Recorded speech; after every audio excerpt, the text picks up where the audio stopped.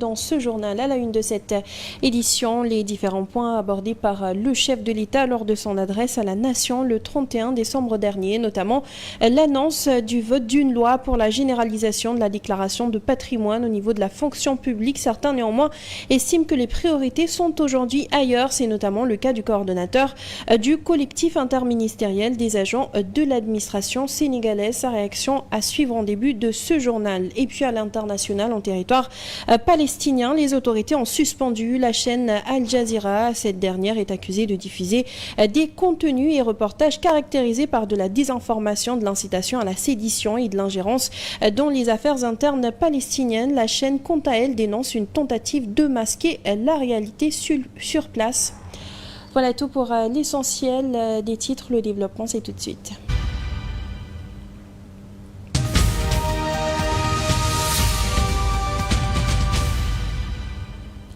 Et nous le disions tantôt dans son adresse à la nation, le chef de l'État avait annoncé le vote d'une loi pour la généralisation de la déclaration de patrimoine au niveau de la fonction publique. Mais pour Omar Dramé, coordonnateur du collectif interministériel des agents de l'administration sénégalaise, les priorités sont aujourd'hui ailleurs et qu'ils entendent de voir techniquement comment tout cela sera matérialisé par le gouvernement. Nous attendons de voir techniquement comment donc le gouvernement va matérialiser cette généralisation de patrimoine. D'autant plus que la loi sur la déclaration de patrimoine existe où les assujettis ont d'énormément de difficultés pour faire leur déclaration de patrimoine. Vouloir généraliser ça sur les 178 000 agents de la fonction publique, nous verrons techniquement comment ça va se faire. Nous disons que la priorité est ailleurs. Au lieu donc d'annoncer donc cela, il faut d'abord régler l'inéquité salariale qui gangrène la fonction publique. Parce que la majeure partie des agents de l'État vivent dans des conditions misérables avec des salaires très bas. Je pense qu'aujourd'hui, on devrait plutôt parler donc de déficit de patrimoine au lieu de parler de déclaration de patrimoine. Et puis cette nouvelle à la tête des moyens généraux de la présidence. Après le limogeage de Cheikh Omar Diagne, il a été remplacé par Pape Thiondien. Il est titulaire d'un DEA en économie, un diplôme supérieur en comptabilité. Son portrait signé Moussa Mani. Lui, c'est Pape Thiondien, le tout nouveau directeur des moyens généraux à la présidence de la République. Il remplace ainsi Cheikh Omar Diagne, démis de ses fonctions suite à la polémique autour de ses propos concernant les tirailleurs sénégalais qu'il avait qualifiés de traîtres. Pape Thiondien est titulaire d'un diplôme d'études approfondies en économie. Il est aussi titulaire d'un diplôme supérieur en comptabilité. Pape Thiondien a exercé plusieurs fonctions dans le secteur public et privé où il a acquis une expérience significative en gestion et en stratégie. Ce parcours approfondi lui a permis de développer une compréhension fine des enjeux économiques de gestion publique, des compétences particulièrement appréciées dans son nouveau rôle au sein de la présidence. Il aura la responsabilité de coordonner les ressources matérielles et humaines nécessaires au bon fonctionnement des institutions de l'État. Il est nommé par décret numéro 2024-3559 du 30 décembre 2024 par le président de la République, Bassirou Diomaye Diakhar Faye. Et puis, depuis la déclaration de politique générale du Premier ministre Ousmane Sonko, le débat sur la différence entre abroger la loi d'amnistie et la rapporter s'est posé. Selon le juriste consultant président Justice sans frontières, Amathiam, l'abrogation s'applique principalement aux lois lorsque le rapport concerne les actes administratifs, les détails. Depuis son adoption à l'Assemblée nationale le 6 mars 2024, la loi d'amnistie n'a jamais fait l'unanimité. Au lendemain de la présidentielle, le débat sur la possibilité de l'abroger a pris de plus en plus d'ampleur. Face à ce débat, le Premier ministre Ousmane Sonko fait une annonce de taille lors de sa déclaration de politique générale. Il sera proposé à votre auguste Assemblée, dans les semaines à venir, un projet de loi rapportant la loi d'amnistie votée le 6 mars 2024. Mais le débat entre rapporter une loi et l'abroger pose un autre débat. Si vous pouvez nous expliquer la différence entre rapporter une loi d'amnistie et abroger une loi d'amnistie. Le juriste consultant président de Justice sans frontières Amathiam y apporte aussi sa contribution. Selon lui, il existe bel et bien une distinction essentielle entre l'abrogation et le rapport d'une loi ou d'un acte juridique. Pour le juriste, l'abrogation consiste à mettre fin à la force obligatoire d'une loi ou d'une disposition législative. Il vise l'annulation d'un acte avant sa mise en application ou pendant sa validité, souvent pour des raisons d'opportunité ou de légalité. Il dira en résumé que l'abrogation s'applique principalement aux lois et dispose d'une portée prospective, tandis que le rapport concerne les actes administratifs et peut produire des effets rétroactifs. Il estime aussi que l'abrogation de la loi d'amnistie peut poser des problèmes juridiques si elle est perçue comme rétroactive, violation des droits acquis ou conférés, multiplication des recours judiciaires, conflit de compétences juridictionnelles, violation des accords internationaux, mais aussi des risques politiques tels que l'instrumentalisation politique, instabilité institutionnelle et enfin des risques sociaux.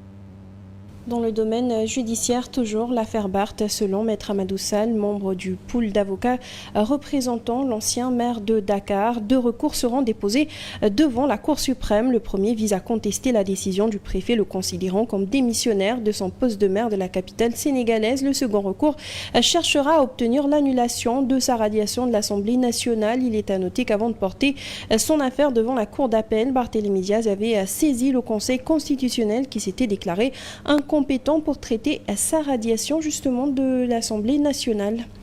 Et puis le Sénégal est désormais producteur de gaz. Les ministres chargés de l'énergie du Sénégal et de la Mauritanie ont annoncé avec fierté l'ouverture officielle du premier puits du projet GTA. Le franchissement de cette étape importante marque un grand pas dans l'aboutissement du projet de production de gaz et consolide le partenariat entre la Mauritanie et le Sénégal. C'est désormais officiel. Le projet GTA vient de voir son premier puits ouvert. Un cadeau de Nouvel An dévoilé à travers un communiqué conjoint des ministères chargés de l'énergie en Mauritanie et au Sénégal, de Petrosen et de la Société mauritanienne des hydrocarbures. Un grand pas vers l'aboutissement de ce projet ambitieux. Le projet Grand Tortue Armeïm, situé à la frontière maritime entre le Sénégal et la Mauritanie, représente l'une des plus grandes découvertes gazières en eau profonde de la région.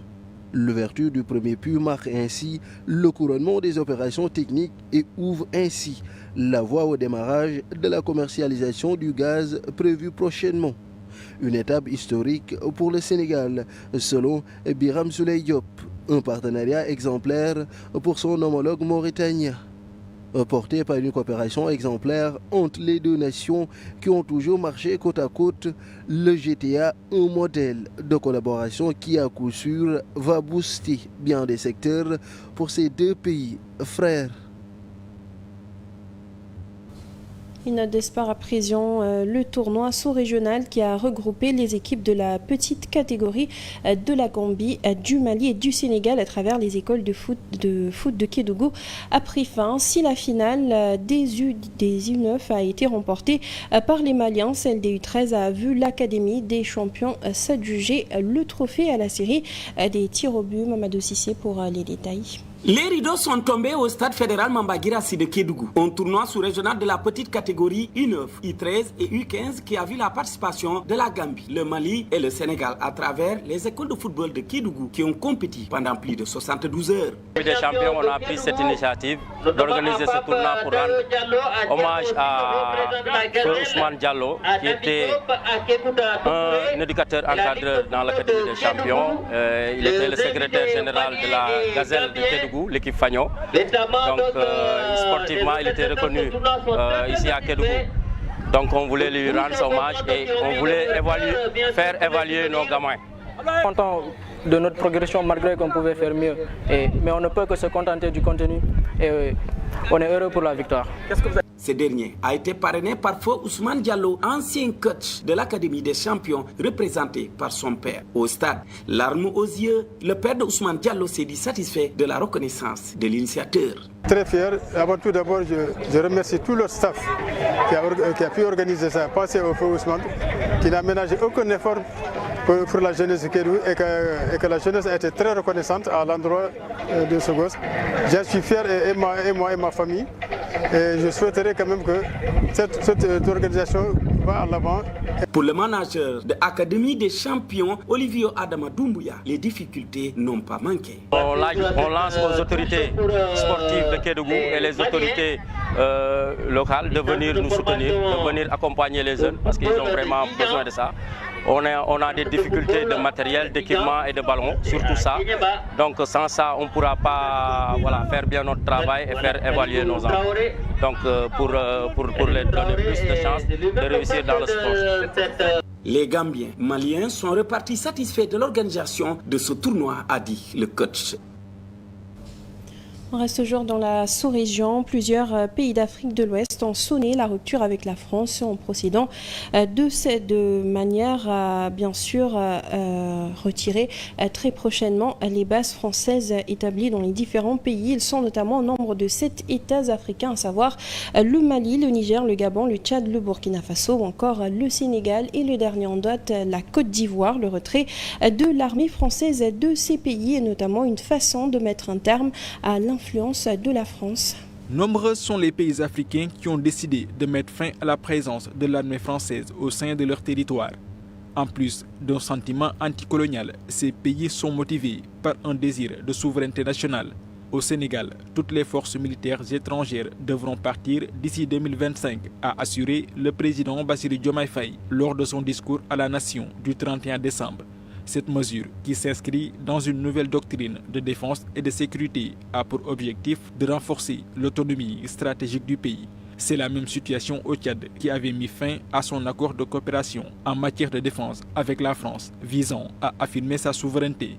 Au Gabon, le ministre français des Armées avait annoncé la suspension de la coopération militaire avec le nouveau régime après la prise du pouvoir par le général Brice Oligui Nguema. Au début de l'année 2022, le Mali a expulsé l'ambassade de la France, l'incitant en même temps à retirer ses troupes et la force Takuba. Les troupes françaises sont également parties du Burkina Faso en février 2023.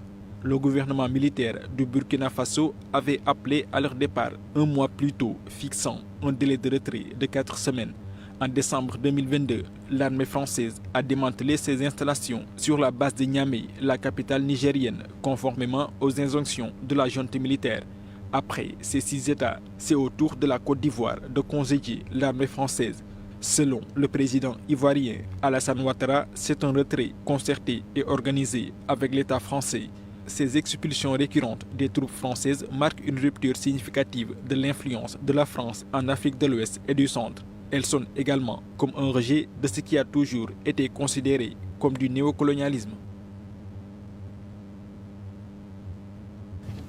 À l'international, toujours pour terminer, en Palestine, la chaîne d'information Al Jazeera a été suspendue dans les territoires palestiniens mercredi par l'autorité palestinienne car elle diffusait des contenus et reportages caractérisés par de la désinformation, dit-elle, de l'incitation à la sédition et de l'ingérence dans les affaires internes palestiniennes. La chaîne qatari a réagi ce jeudi et dénoncé la décision de l'autorité palestinienne, affirmant qu'il s'agissait d'une tentative de masquer la réalité en Cisjordanie occupée. Et sur ce, nous passons tout de suite à la revue de presse.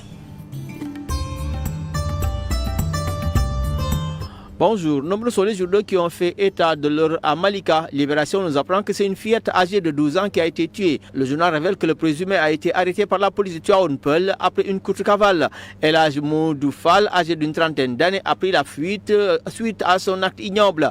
Sont toujours le journal Libération. Sa fille avait invité la jeune Saoudou Sow à passer la fête du 31 décembre chez lui pour une séance de lait. El Hadj Modou Fall, qui est passé aux aveux, son Libération a tenté de violer la fille avant de la tuer. Face à la fâcheuse résistance de la fille, rouée de coups, elle sera étranglée. L'observateur, lui, se penche sur sa cas et titre le crime barbare du monstre de Malika. Un homme aigri expulsé d'Europe qui s'est rié sur une fille de 12 ans. Le journal est revenu sur les derniers instants de la fille et comment le pied s'est refermé sur la gamine. Sont les échos Jari, longtemps introuvables avant d'être découvertes par une femme de chambre. Le présumé auteur tombe grâce au téléphone portable du chauffeur qui le transportait. Outre le crime, restons dans les échos qui abordent le discours de la nation du Diomaye le 30 31 décembre. Diomaye entame sa révolution, titre le journal. Appel à candidature sur les postes clés avant d'être mis en compétition.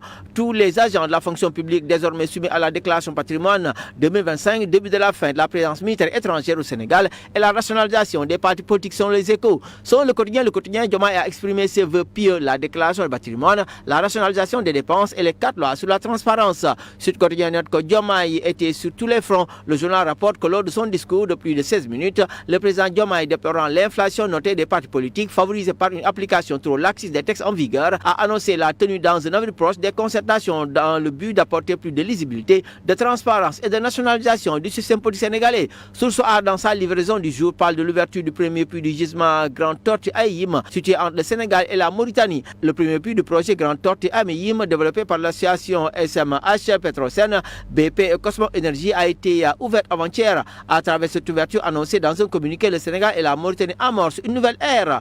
L'AS rapporte que les ministres chargés de l'énergie du Sénégal et de la Mauritanie annoncent avec fierté l'ouverture officielle du premier puits du projet du GTA. Le franchissement de cette étape importante marque un grand pas dans l'aboutissement du projet de production de gaz et consolide le partenariat entre les deux pays. Bonne lecture.